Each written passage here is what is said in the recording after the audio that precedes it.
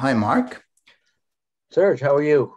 Good, good. So today we're going to be talking about the existential and spiritual implications of addiction. Good. A topic I'm always happy to talk about.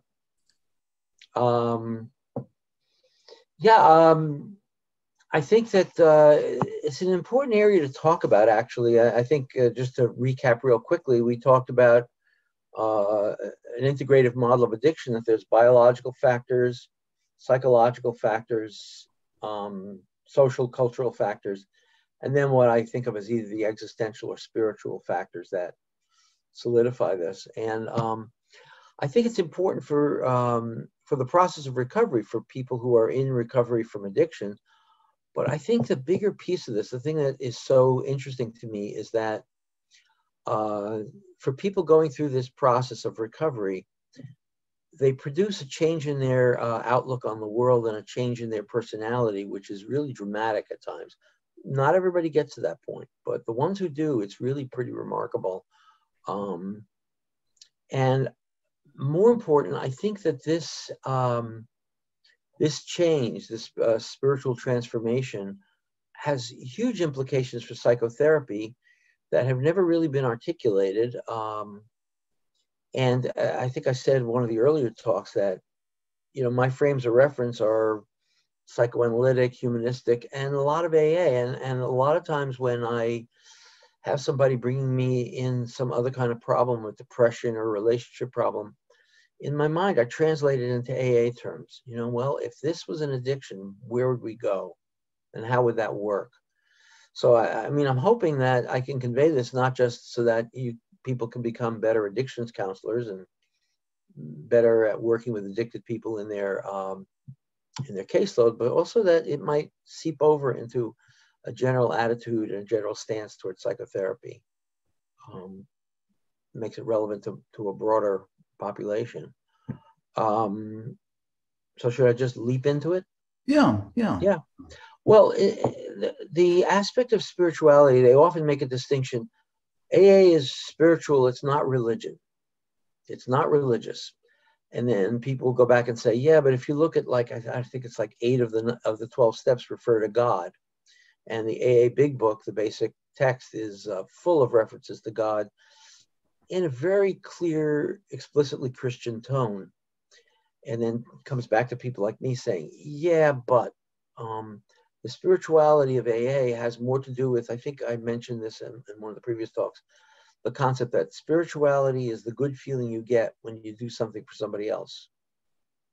And it's a more amorphous term, but much more important than the trappings of organized religion. Um, and I think that to get what they mean, it starts with the first step of AA. And the first step of AA is, and I quote, "We admitted we were powerless over alcohol and that our lives had become unmanageable." Now, I think the key word there obviously is powerless. Uh, and for many people will debate, I'm not powerless over alcohol. I drink too much because I like drinking. Well, do you like puking in a dumpster? It's up to you. Um, um, it's the powerlessness over alcohol which leads to the unmanageability. But it's the unmanageability, the consequences that capture your attention. It's puking in a dumpster at 4 a.m. It's racking up the car. It's having your wife throw you out at 2 in the morning. That's the unmanageability, but it traces back to the powerlessness, which in my mind refers to the physiological incapacity, physiological inability to regulate the use of whatever drug it is that you're having a problem with, and for many people, all of them. And again, we're talking about a certain subpopulation of, let's stop this, of people. Not everyone who drinks too much is alcoholic, as we discussed, having physical dependence, elevated tolerance, and a true loss of control. The concept of powerlessness is very controversial, but it's really a core of the AA approach, which is very influential in my point of view about this. The other two quotes that often come up are also from the big book. Bill says, first of all, we have to quit playing God. We have to relinquish our sense of omnipotence, our sense that we can control the world, that we can do everything, that we can have it all. You can be anything you want to be. Well, you could probably be any one of us could probably be a lot more than we are, but we can't just randomly be anybody we want to be. The other line is self-centered. Here it is. Selfishness, self-centeredness. That we think is the root of our troubles. Now, this sounds ambiguous in that I'm saying, look, we have a brain functioning at the root of this. This is all more spiritual stuff, but this is getting at that sense of false pride that I referred to last time, that sense of inflated ego, which if was deflated, the person would say, yep, like a person, the comparable thing is if you're allergic to shellfish, you don't go out and eat lobster over and over again. You say, whoa, I've had it with this. Every time I get in trouble, it's when I'm drinking. Maybe it's the drinking. People come to that conclusion. And most people do who have that problem. But the ones who don't have an extra hurdle to get over. The selfishness and the self-centeredness and the I'll call it infantile omnipotence are big obstacles to a person coming to just a very natural realization that this is not working for me. It's also interesting if you read Ernest Kurtz, who's written a lot on the history of AA. He points out that Bill relied on the Bill Wilson, the founder of AA, relied on a developmental model that, as far as he was concerned, he never explicitly said this, but as far as he was concerned, he was looking at the process of recovery as a process of maturity. And if you look at a lot of what he says, it's, the quit playing God is like referring to the infantile worldview. He wrote a history of AA as of, I think it was 1950, and it was called AA Comes of Age. It really, it gives you a tip off into what that line of thinking was. And once you deal with that sense of powerlessness as the key to it, you get to the concept of surrender and humility. I want to say one more thing about powerlessness. People will argue with a therapist about powerlessness. I'm not powerless. God, what does that mean? It's up to me to take the first drink if I want to, or if I don't want to. And I say, well, has alcohol kicked your ass, basically? Have you been doing stuff that you wouldn't do if you were sober? And that's sort of a universal, well, yeah. Then alcohol is more powerful than you at this point. And that's not a debate I will get into with a whole lot of energy and purpose, but it raises the point that alcohol is driving the alcoholic, not the other way around. But getting back to the concept of surrender, surrender is often talked about in 12-step program. And I often think the word acceptance would be more palatable to people. But the word surrender captures a certain quality of it. I think I referenced Harry Tiebout, Tiebout, who wrote some really very important papers in the psychology of recovery back in the late 40s, early 50s. And he said that surrender was both an event and a state of mind. The event is the person's acceptance of reality, the person's acceptance that they have to live, as an AA phrase goes, life on life's terms. They have to accept the way things really are rather than the way you wish they were. That's the act of surrender. The state of surrender is a state of peacefulness. It's a state of, look, I'm not going to fight this anymore. I'm going to go with the flow. I'm going to follow the program that has been laid out by many people ahead of me. And as I do that, I'm going to feel a sense of peace. I feel a sense of comfort. Now, in a way, from an analytic point of view, it sounds a little regressive. And perhaps it is, but the real regression is on alcohol. This is a healthier regression because what you're leaning on, again, many people have talked about, if you take alcohol away from someone, you have to replace it with something. And a big thing to replace it with is the fellowship of the AA program. You know, that you go into a room full of people who are supportive of you and happy to see you and who are in the same boat as you are. And that does a lot to fill you up in a way that alcohol may have done in the past. It may have given you a good, warm feeling inside. The other thing is that Thibault wrote a great paper called Compliance versus Surrender. And compliance, he says, is what you would imagine it to be. It's just superficially going through the motions, buying into the scheme of things, but really not in your heart of hearts accepting that alcohol has kicked your ass. That's the internal change that we're ultimately looking for. And that's surrender. People use compliance as a defense against surrender. And that's a really useful thought for him. When I was working at a big rehab program, I mentioned that at a team meeting, and within the next few months, everybody was talking about, well, compliance is a form of defense against surrender. Okay, what did I start here? But I think it's a real important insight. The sense of surrender is an unconscious acceptance of reality in Thibault's point of view.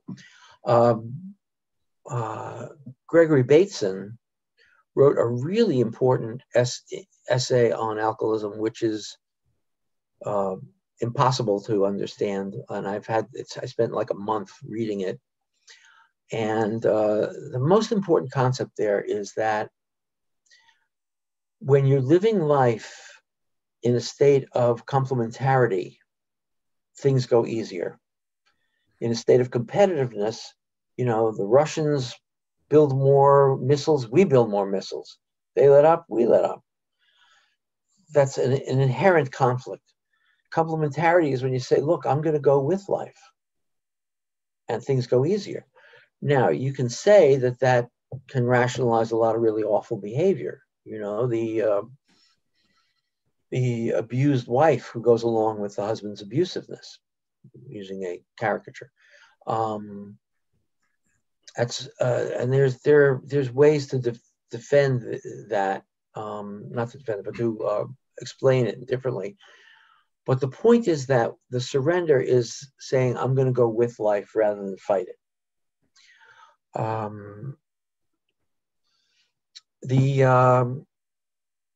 mentioned filling up the void that alcohol leaves, and there are a couple of things: the spiritual awareness, the spiritual feeling, the belief system, sort of a new understanding of what's going on for you is powerful. Jerome Frank said one of the key basic elements of psychotherapy is an explanatory myth, a belief system. And replacing, I am a bad person, I wish I don't have the strength to quit drinking, is replaced by, I've got this disorder. You know, I am structurally incapable, or I'm structurally deficient in being able to manage this. It's not my fault. It's not in my character. It's something that is there plaguing me. It's, you know, it becomes ego dystonic. That's a powerful shift. And that's a whole different way of looking at it. Again, it's a difference between looking at yourself as I'm an alcoholic versus I'm a recovering alcoholic. Very different connotations. And finally, the other thing you fill it with, as I alluded to before, is the social connections of the recovery program. That you go to a Zoom meeting and you see 100 faces, or you go to a meeting in another city and you're totally welcomed like you've been there all your life. It's a little hard to convey to people who haven't been to meetings how the culture is very enveloping, very accepting. I don't know if I mentioned the story of taking my friend to an AA meeting and people coming up to him. Did I include that? That to me is the epitome of that sense of belongingness that comes in there. The other word that comes up is humility, which is a stance toward reality. And it's often confused with humiliation. The idea here is not that that you are abasing yourself in any way, but that humility is understanding your place in the world, understanding in a way, understanding your place in the cosmos. I don't want to get too carried away with that, but humility is, I'm not playing God anymore. I'm not thinking that I can control the world. Now, okay, so extending the concept of surrender to a larger venue, acceptance or surrender is saying life is uncertain, that we have to accept that there are things we can't control in the world. That if we walk around thinking, I'm going to do this and that'll be okay, and I'll do that, you're never going to have everything covered. And that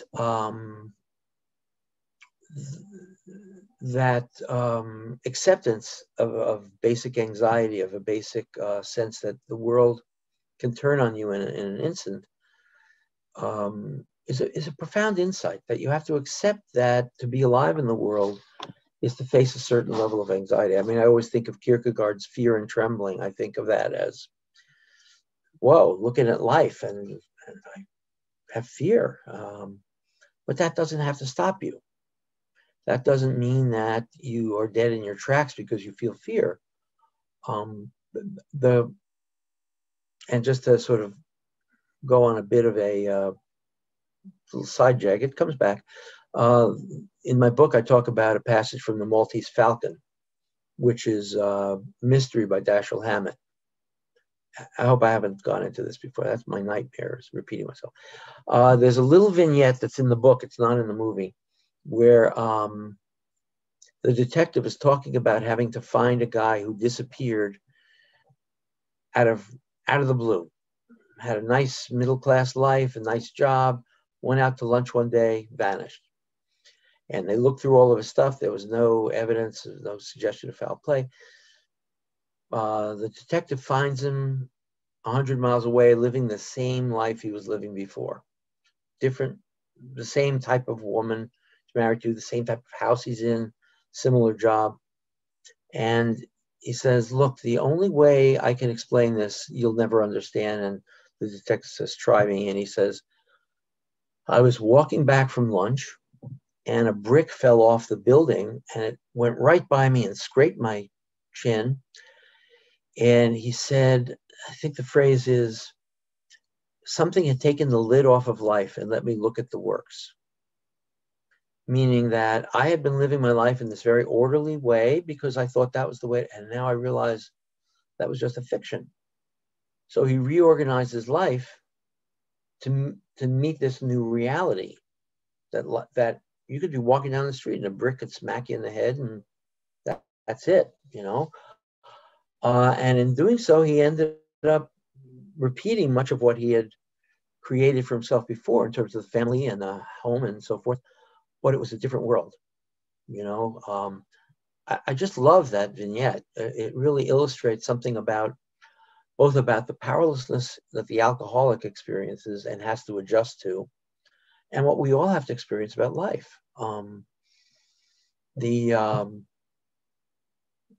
was talking to a young woman this morning who was saying she has fear of life. She has fear. And I said, but can you get to the point where you accept that and move on? Where you say, yeah, every time I walk out my door, I'm taking a risk of being hit by a car. If you stay in your house, you run the risk of a gas explosion blowing the house up. You just got to live with that measure of it. And that was hard for her to swallow, which, so getting to the next concept of surrender, of acceptance, is the idea that it normalizes people's experiences. I mean, I have so many people who talk to me about their depression and anxiety, and rather than say, well, let's deal with your depression and anxiety, I'll say, can you live with it? Can you give it time to play itself out?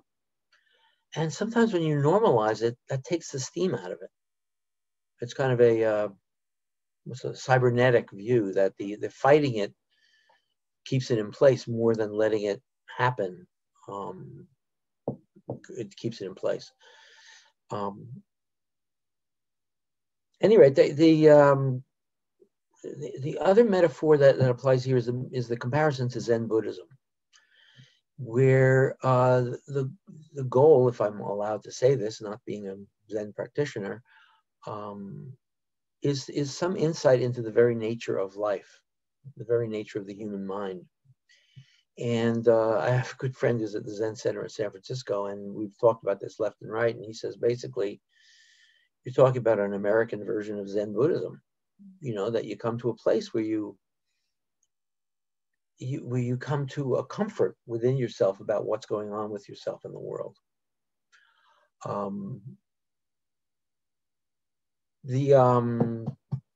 Taking that a step further, I want to refer to some of the aphorisms of AA, the little sayings that everybody rolls their eyes at.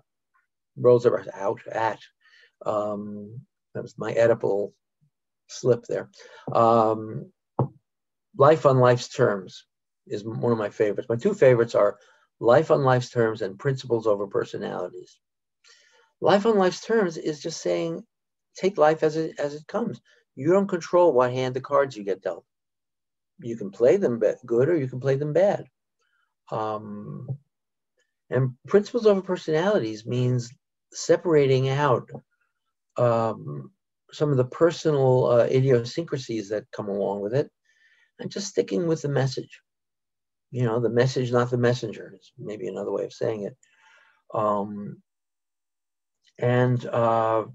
Of course, one day at a time. Like, slow it down. You don't need. And with all therapy patients, I will say they're always in a rush to get better, and I will say, take time, take a deep breath, slow down. This is a process. This is not going to happen overnight. I know that may be a cliche among therapists, but when you tie it in with this way of thinking, it flows a little better. It puts it in a context. The other thing that is also part of what separates out passive acceptance from, acceptance, is the serenity prayer, which is central to AA and which everybody knows, but in case somebody doesn't know it, is God grant me the serenity to accept the things I can't change, the courage to change the things I can, and the wisdom to know the difference. And boy, you apply that to any problem and you're okay. It'll give you a real good guidance as to which way in general to go.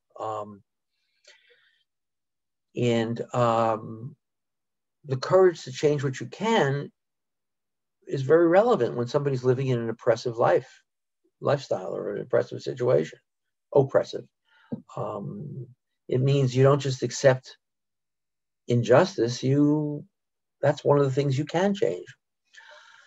And yeah, you have to have the wisdom to know which fights are worth fighting and which are not worth fighting.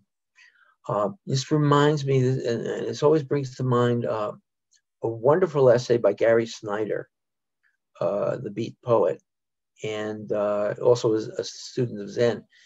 He wrote a wonderful essay called Buddhism and the Coming Revolution, 1969. You could look it up online. I reread it every few months. It's 3, 4, 5 pages. And one of the most important lines he says there is, the wisdom of the East has been to gain insight into the nature of the self. The wisdom of the West has been to gain insight into the social forces that create that unhappiness. You know, the Buddhist view is life is suffering. You know, the first noble truth. What Snyder says is, well, they've underestimated how much social realities influence that, which is sort of heretical to say, but really makes sense to me. And I like the idea that there's two gifts, the internal and the external, that we have to both strive for. See, normally this is where I'd say, are there any questions? But you have to ask your questions yourself. I also wanted to point out a really interesting analysis that Ernest Kurtz did of Bill Wilson's letters. Once AA was established, people would write Bill and would say, I'm having this problem, I'm having that problem. And allegedly he responded to everybody. I can't see how that's possible, but he did. And Kurtz broke down his responses into, he said, all of them fell into 4 steps. The first step was to restate the problem. Well, if I understand you correctly, you're saying that this and this and this is going on. Step 2 was to relate it to something in his own experience. Well, that reminds me of the time when I was doing this and this and this and this. Step 3 was, well, here's what I did. Right? Step 4 was, let me know how it works out. He never told anybody what to do. He knew that if he tells somebody what to do, they're just going to throw it back at you. But he offered a suggestion. And this has so much influenced my style of therapy. It's not to say there aren't times when I say, you really need to do this and this. But mostly I say, have you thought about doing that? You know, here's something that might work. It's an invitational approach to doing therapy.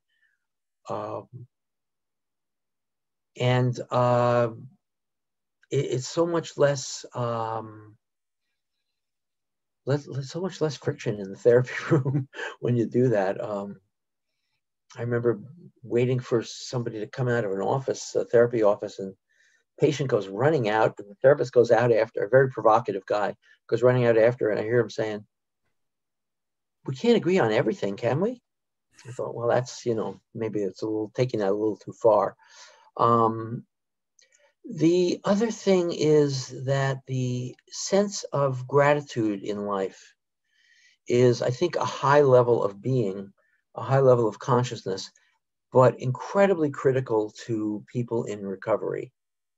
I often draw the pain fades fast, pleasure fades slowly. So in the early days, I'm never going to want to get high again. 6 months out, 6 weeks out, that was kind of fun. That wasn't that bad. And what you need to do in the course of that is to build up a case of a sense of gratitude, or build up any kind of recovery program. But I think it usually hinges on a sense of gratitude, a sense of appreciation of life.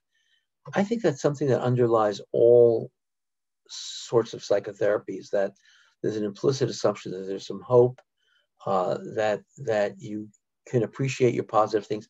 I mean, in cognitive therapy, which I'm not a huge subscriber to, there's always the assumption that your thinking is wrong. All the negative thoughts you have about yourself are wrong. The reality is that you're okay. You know, that's more or less, I think that's more or less true, but it's an assumption. I know that one of the positive psychology exercises they use, and I use this a lot with people, is at the end of the day, list 3 good things that happen. 3 moments when you've had positive feelings. And the research shows that this is, improves mood. Finally, what I want to just mention is that one implication of this for psychotherapy is the notion that the therapist doesn't control the outcome of the therapy. The therapist is responsible for being conscientious, for being well-meaning, for practicing the interventions properly. But then the patient has to take it and run with it. And I realize this sounds a little like I'm trying to shove off responsibility, because I certainly think we have some responsibility in, when a case goes badly, I beat myself up mercilessly about it. But that's usually when I say, oh, I said the wrong thing. We're responsible for doing the right thing. And a lot of times I'm in with a patient and I'm thinking, oh my God, what am I going to do? He's presenting me with this problem and that problem, and I don't know how. And then I think, you know what? I do the best I can. And it's his life. It's his problem. So I go through the Bill Wilson 4 steps, here's what I did in that situation. We'll check in with how it works next week. But it frees you up, it frees me up as a therapist to say, I am not in control of the total outcome of this. And the sense of not being in control is both terrifying and liberating. And I would say that as a general rule of life, as much as I'm not a philosophy professor, but I think that it's an existential truth that we don't have full control of our lives, but that's okay. You take it to another extreme, and I might be stepping on some toes, but life has no meaning. But we have to create meaning. We have to find something worth fighting for. I guess that's sort of my ramshackle tour through that thinking. I don't know. Do you have any thoughts, or you going to come and lock me up? I really appreciated how what came together is a sense that it's all held together, contained in a vision of, you could say a spiritual vision, a philosophical vision of what it's like to be a human being in the world, and to accept responsibility, as you point out, the responsibility of doing what you can, and the responsibility of correcting what you need to take action on, but at the same time, not being grandiose. And a sense of how to find a way to live within that perspective. I wish I had said that. That sounds perfect. I like the notion of a vision of what it's like to be a fully living human being. That's the essence of it. And I think that, people have talked about the 12 steps of AA, that only the first one refers to alcohol. The rest of them refer to lifestyle, and easily applied to any other things. There are even, not very many, but there are 12 steps for everyone meetings, where people sort of come to some acceptance of their place in life. I shouldn't say that. That sounds horrible, but of their realities of their life, and works with them, and of their strengths. It's always a mistake to not count your strengths. They sometimes call it recovery capital. Yeah. What you got going for you. So I like that notion that it's a vision, and it's a vision that I think applies to many people in therapy and many therapists. Mm-hmm. Mm-hmm. Thanks, Mark. Thanks, Serge. I appreciate being here.